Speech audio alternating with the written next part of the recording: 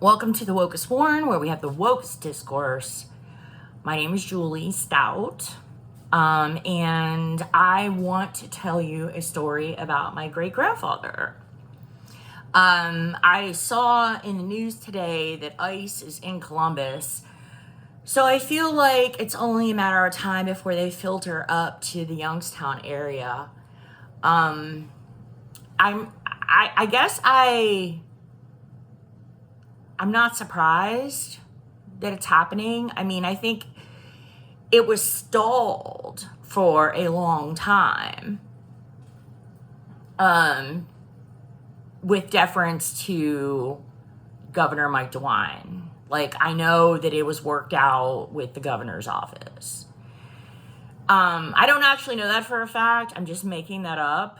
I'm just saying that, like, everything Ohio has done has been to support ICE. Like, they made it a law declaring ICE officers to be legally law enforcement officers in Ohio. So you'll see stuff on the internet that's like, know your rights, that'll be for California, and you like really should pay attention. And somebody should clear this up with the National Lawyers Guild. But from my understanding of reading that law, if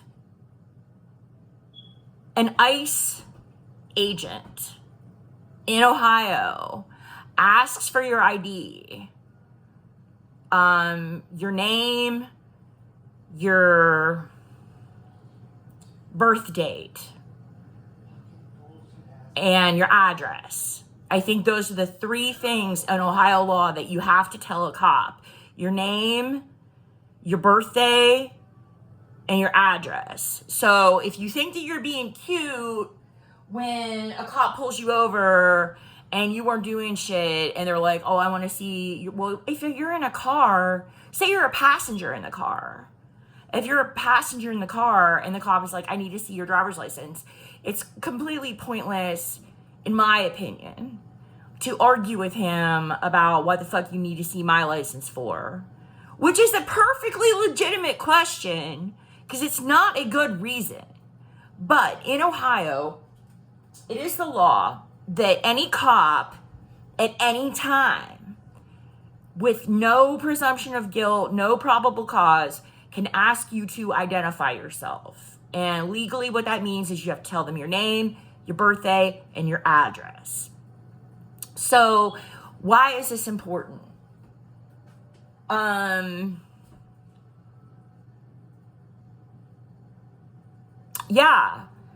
So under Ohio law now, because the ICE agents, even though they're federal agents, they are declared to have all of the same rights and privileges as regular Ohio law enforcement officers, like your city cops or the county sheriff. So if you get stopped by ICE in Ohio, legally, you do have to tell them your name, your birthday, and your address. Now, if you choose not to do that, that's completely up to you.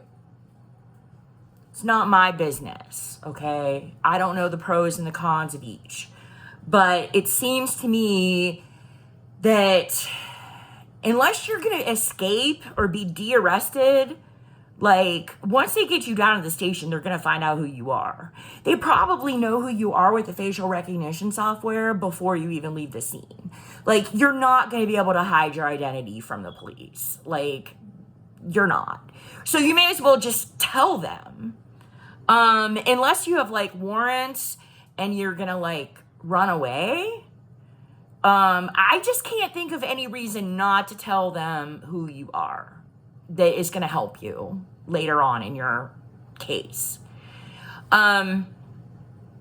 So the way I figure is if you have my name, my birthday, and my address, it's going to pull up in the Department of Motor Vehicles records who I am and give them a copy of my license. So I may as well just cut to the chase and just give them my license, to just speed the whole thing up. But if you want to be a pain in the ass, you cannot give them your license if you're a passenger in the car. Now, I don't know if they have probable cause they can arrest you. I'm not a lawyer. I don't know. But it doesn't even matter. The law doesn't even fucking matter anymore, people. Like, this is what I'm telling you. The law does not matter. It doesn't matter for them, so you need it to stop mattering for you. And that brings me back to the story that I wanted to tell you about my great-grandfather. His name was Francis F.E.Mears.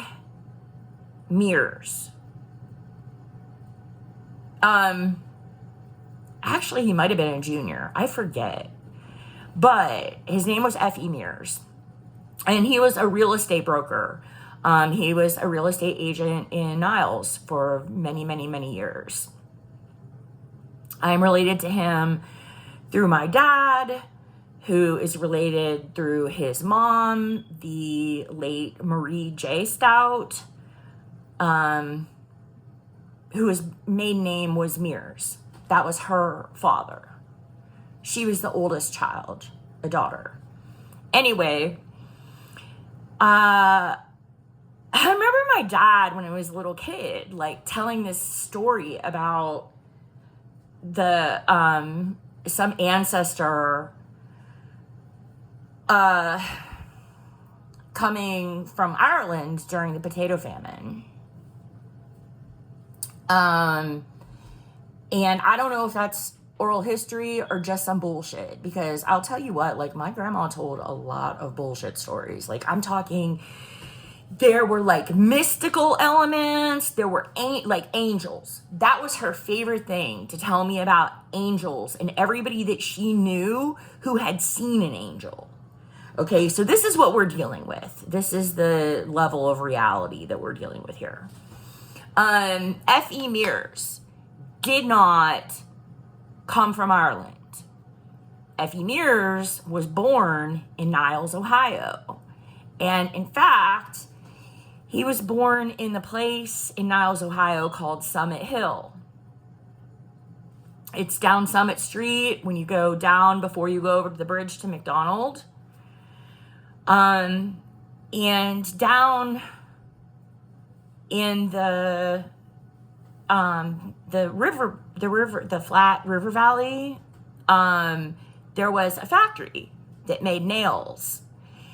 And back in the day, nail factories, like, factories used to advertise in Europe, in towns, to be like, come to America, we'll give you a job, right? Or like, one person would get a job and they would tell everyone in their village would come over. So that's what happened with the Russians.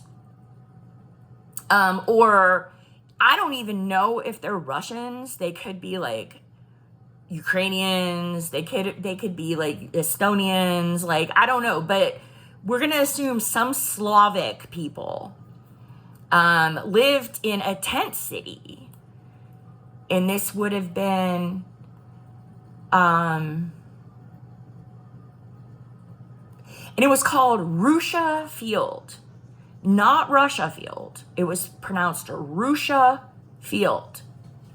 So I'm guessing this is like what the white people named it or whatever, but it was just this land along the river in the floodplain where these Slavic immigrants who didn't speak English would pitch canvas tents.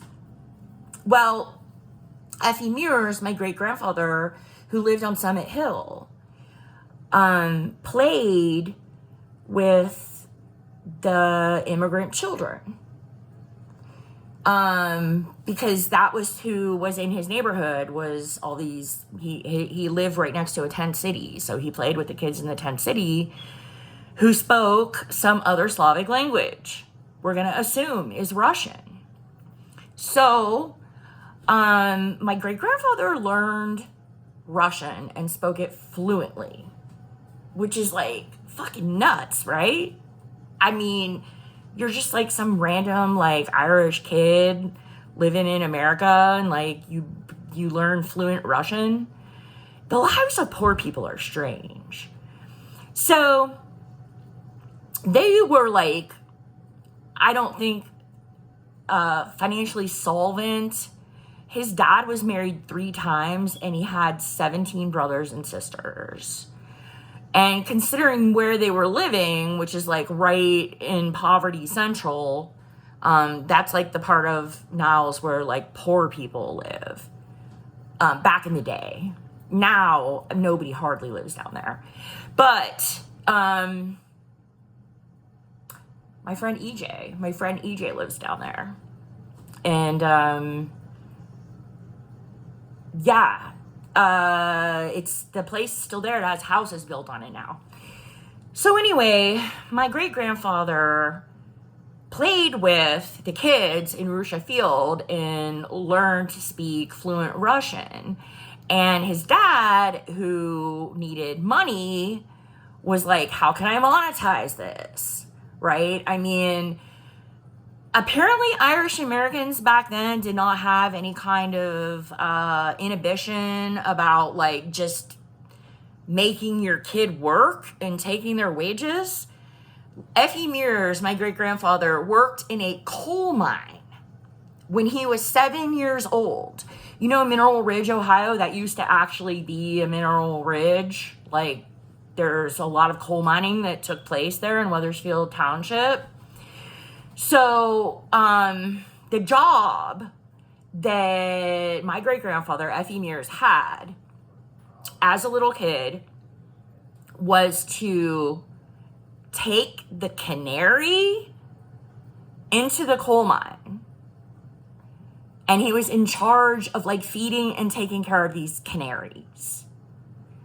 I think that's like total insane.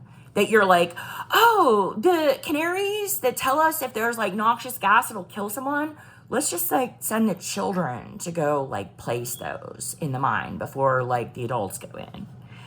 Anyway, I don't know what that says about dude's parenting, right? Like, you're like having your kid go work in a coal mine. But I mean, times must have been hard, real hard. So anyway, how my my great-grandfather got one of his first jobs working as a translator for the Trumbull County, I'm going to guess, the Court of Common Pleas. It's the one where the criminal cases take place. And he was a translator during a murder trial where one Russian guy had stabbed another Russian guy to death. And the witnesses who were subpoenaed to testify did not speak English. So these fucking adults let this child come into the courtroom and translate what these people had to say about a brutal, cold-blooded murder. Okay? Yeah. So I don't want to fucking hear about my parenting. Okay? All right. So this was, you know, his formative experiences, like problematic of living alongside immigrants. So he was Irish American, so not an immigrant, but in a minority ethnic group. So it's like there's a problem being Irish. You see what I'm saying? Because it's like, is your loyalty with white people and white supremacy? Or is your loyalty to Ireland, which, you know, it's very problematic. It's very problematic, right? I mean, you see today the bands from Ireland, like Kneecap and Fontaines DC, they support a free Palestine, and there's a reason why. because Irish are freedom-loving people. All right. So my great-grandfather, F.E.Mears, graduated from his job in the coal mine to being a translator. I think that was like a side hustle, though. Like, I don't think he did that all the time. He had this side hustle translating Russian for the Court of Common Pleas in Trumbull County. Which is why my family has always supported my love of foreign languages. However ridiculous I am about it, and how useless it is to do things like study Swedish, my family's always been very supportive. So anyway, what happened was St. Stephen's, or St. Stephen, right? It's St. Stephen Church, but my whole life, everybody in my family has said St. Stephen's. They opened the elementary school. And so for the first time, my great-grandfather, F.E.Mears, was able to go to school. Apparently, I don't know how, if like the priest told his dad, like, look, you need to send like your kids to school, or there had to been an angle, right? There had to been something he was getting out of it. Like maybe the kids got free lunch, or maybe just get him out of the fucking house. I don't know. But when he was 10 years old, my great-grandfather was allowed to go to school in Niles at St. Stephen. And he graduated when he was 12. It was his goal. I don't know how they did this back then, but I think they used like primers, because he was able to squeeze all of his schooling, like 1st through 8th grade, into that 2.5 years and graduate. And so he had an 8th grade education. So later on, you know, he and his brothers and sisters all grow up. And they're this enormous family from Niles, so they have like some modicum of political power. Because if you have 17 brothers and sisters, I mean, you have a whole political action committee, right? So some of his brothers were cops. One of his brothers, I think, was the chief of police, or like the guy below the chief of police, right? Because it had to be a white person. I don't think it was allowed to be an Irish person that was the chief of police.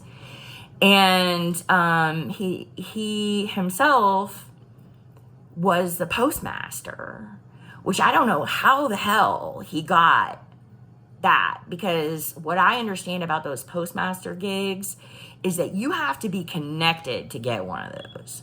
Like, you have to be like connected to Trump to get a postmaster gig. It's very political. So, I don't know the story of how he became the postmaster, or if it was a matter of like he was the only one out of all of their friends that like had a spare horse, because that was one of the things you had to have for the job. You had to have a horse to do the job of being the postmaster of Niles. So anyway, he becomes the postmaster. His brothers are cops. There's like a whole political action committee of 17 of them. And then this shit happens. The KKK decided that they were going to march on Niles. And when they said they were going to march on Niles, they meant they were going to come to Niles and like murder people, as the Klan was wont to do. The Klan was like, we don't like these Italians.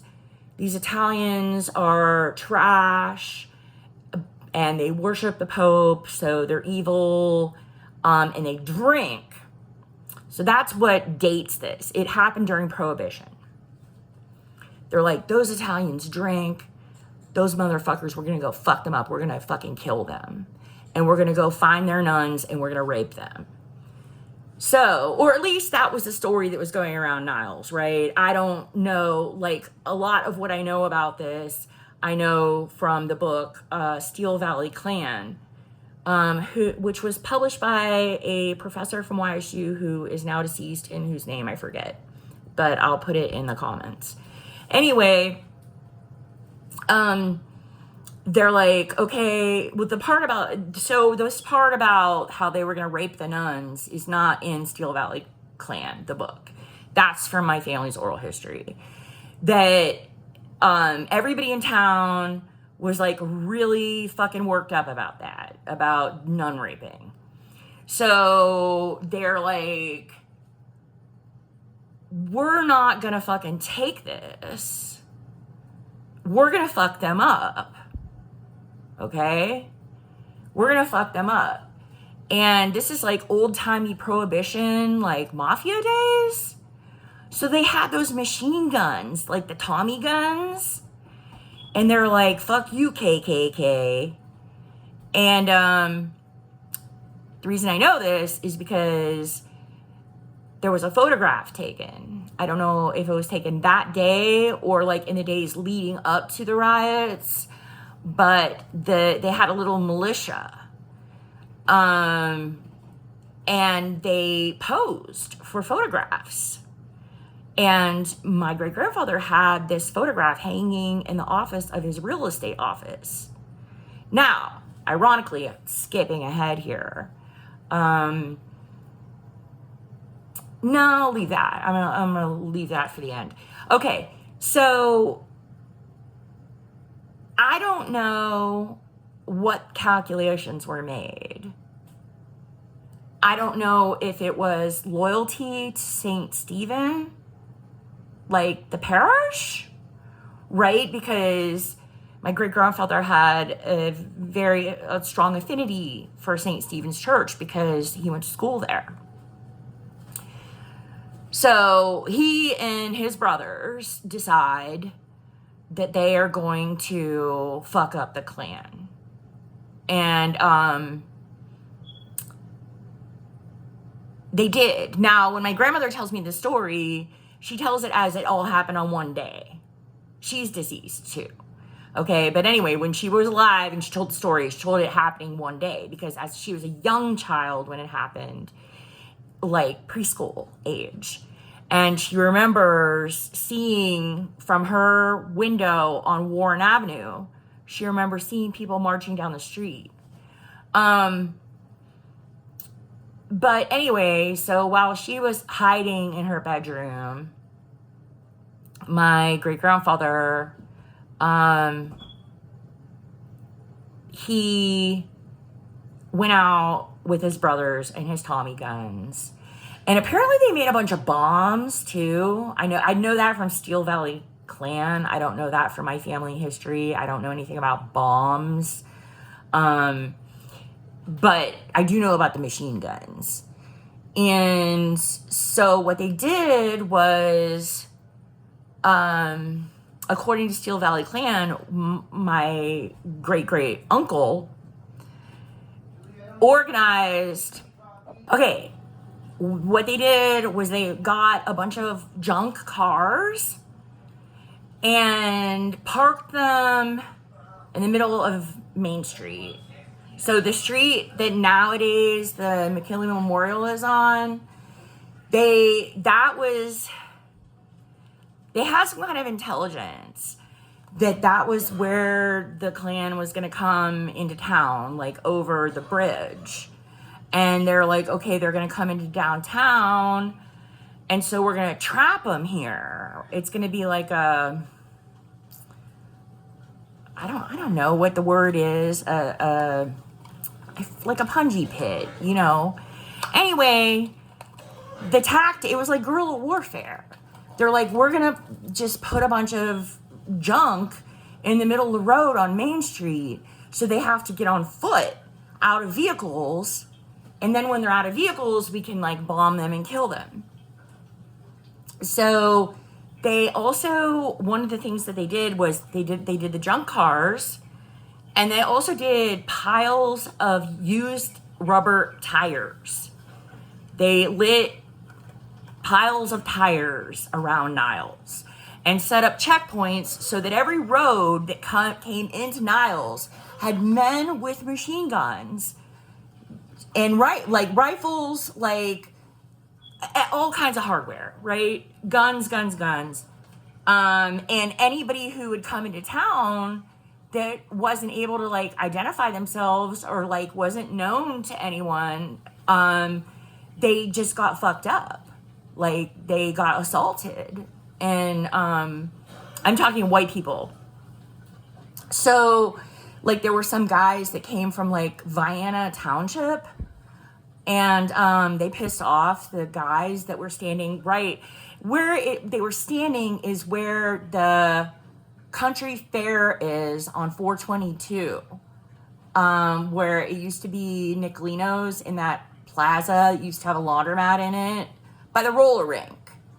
Okay, Niles Vienna Road, they set a checkpoint up right on the road next to Country Fair, and like beat the fuck out of some guys from Vienna, which I think is interesting because they had guns, right? But they were just like, nah, and just beat them. So there's, you know, a big riot, a big riot, because the Klan shows up with guns. Like, they weren't playing. They were not playing. When the Klan says they're going to come and march on your town, they are bringing guns. They are going to kill people. That's what they do. They lynch people. They get into big, exciting mobs, and they go and lynch people. So, my great-grandfather, F.E.Mears, went and took part in this militia and fought the KKK. And so did his brothers. And one of his brothers was lynched. They never recovered his body. His body was mutilated. And his other brother was shot in the neck and had a bullet. It was too close to the spinal cord for them to remove. So he had a bullet in his neck for the rest of his life. So my point here is that it's problematic, right? Because F.E.Mears is an Irish American. He was born here, right? But all white people are ever going to see is that he's Irish. You know, it doesn't matter if he like graduates from the 8th grade. It doesn't matter if he like speaks multiple languages. Like,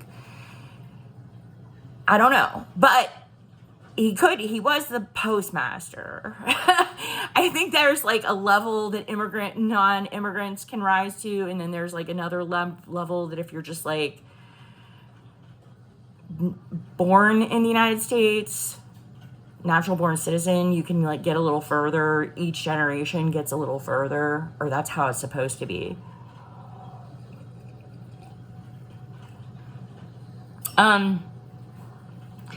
But my point is that when Niles was invaded by white supremacists who were threatening immigrants, the people of Niles put together a militia, met them in the middle of the fucking town, and it was on. Like, shit happened. A lot of people were killed. And a lot of the story isn't told.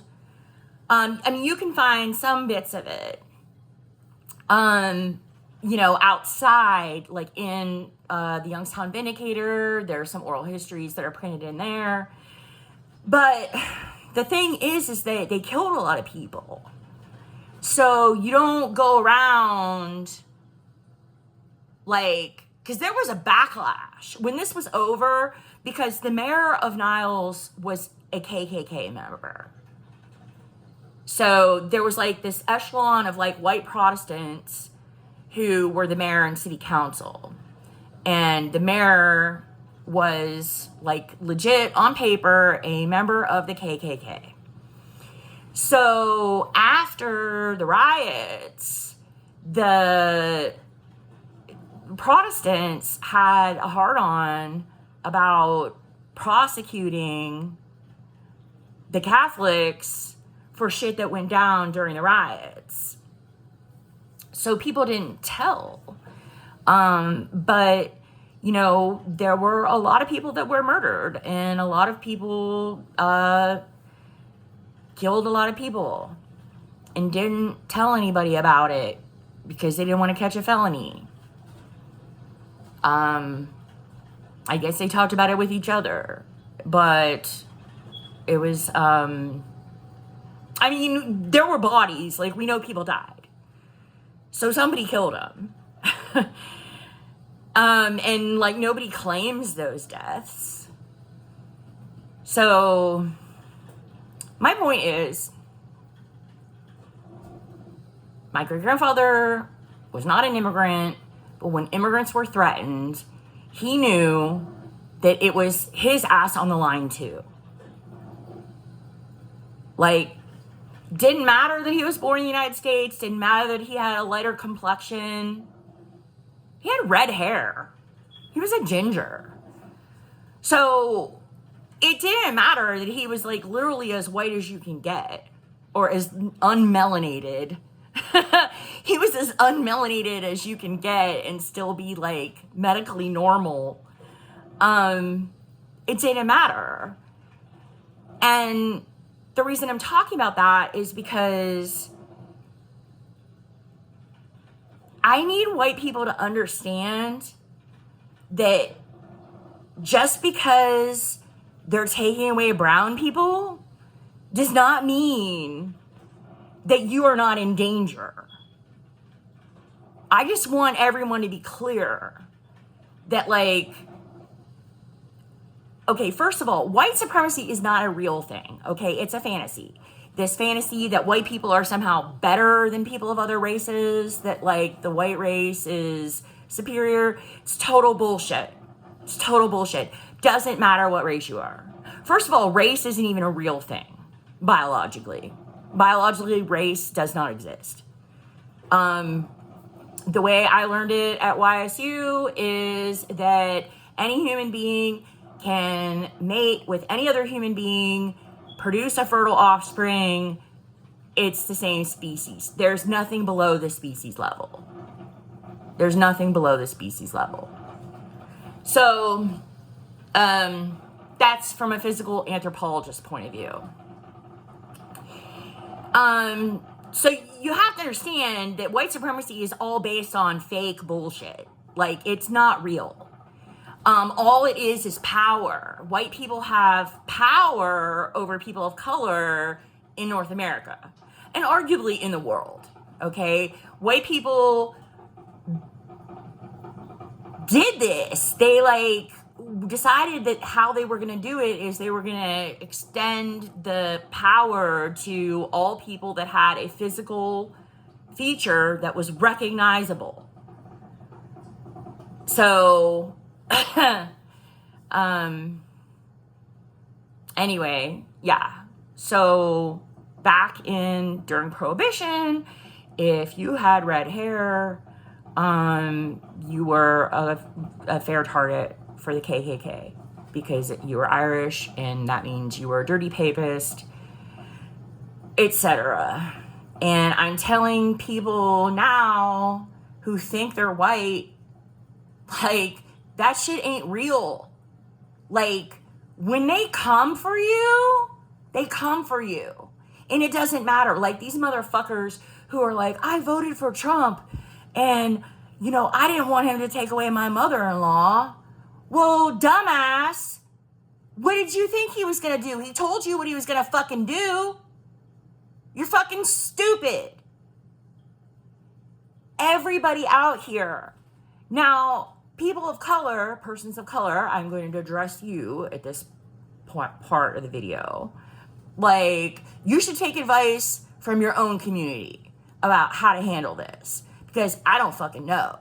But I'm saying, if I don't feel safe as a white person, that makes me think that it has to be, like, off the charts for Black people, Native Americans, Chicanos, anyone with brown skin or slanty eyes. Or are you even allowed to say that? I mean, I don't know. Anyway, I'm sorry if you're not allowed to say that.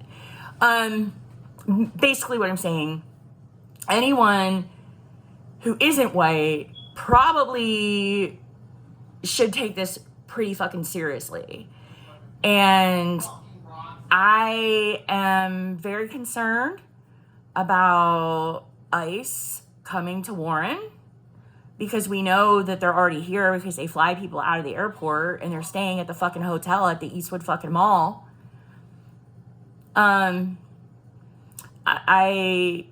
I think that people need to fucking take a hard look in the fucking mirror and realize what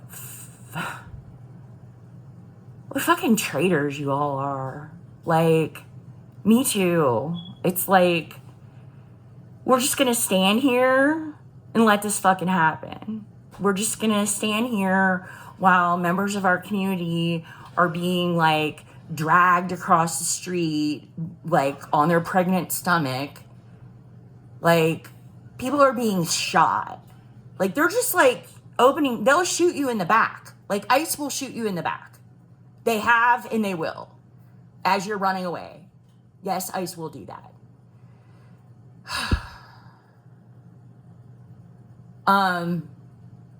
So it's like, you know, and every motherfucker that's like, oh, you know, those Russians, the Chinese, you know, those communists, these foreigners, we need to kill them all or whatever. You're totally fine with these ICE assholes. Why? What happened to don't tread on me? That was bullshit all along. You're all a bunch of fucking traitors. We have examples from history of how to resist. I mean, you don't even need to look to South America. You don't even need to look to Central America. You can look at communities in this country who were invaded by armed gangs, right? I mean, I know if you live out west, like, this stuff is more taught in the schools, but it's not taught in the schools in Ohio at all. I wonder if white people's comfort level has something to do with the practice of slave catching. Somebody said the other day, this is very important, the reason why Ohio had an underground railroad was that Ohio was not a safe place for black people to be. You could escape from Kentucky. You could come across the river. But there were people, white people, who with guns in gangs that were waiting to catch you. They were called slave catchers. And basically it would be like, you just like catch them and then you'd like take them, you know, like bounty hunters, and you would telegraph and be like, I've got your slave. What do you want me to do with them? Whatever.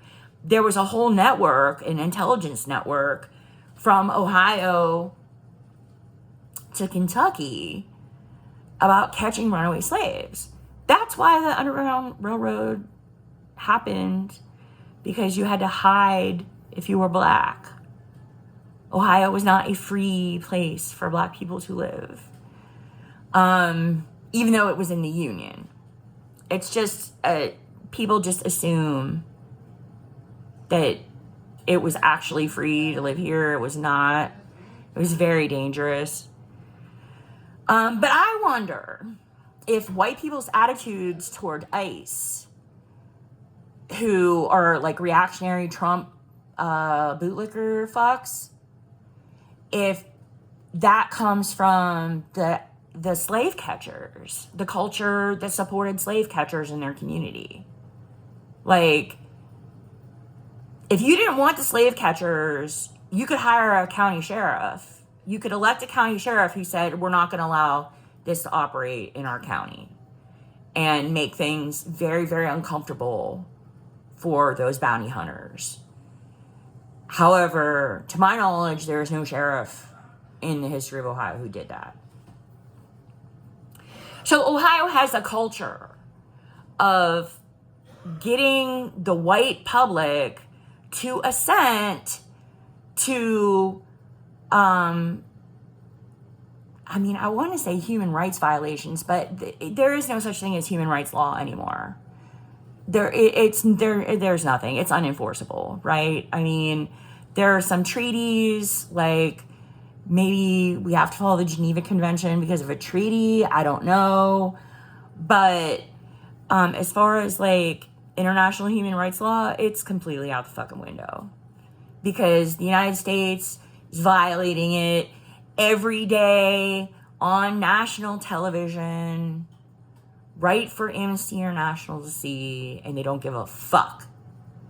The same way that Slobodan Milosevic, like, did not give a fuck when he was ordering mass murder of Yugoslavian people.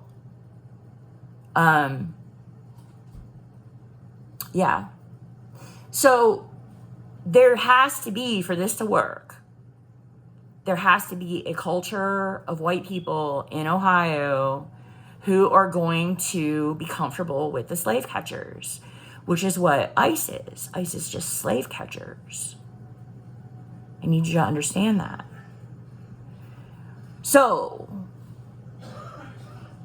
you need to ask yourself, if you were living in the early 1800s and you think that you would have helped on the Underground Railroad, like, now's your chance. Now's your chance to do something. Now's your chance to put your body on the line and do something. Thanks for listening.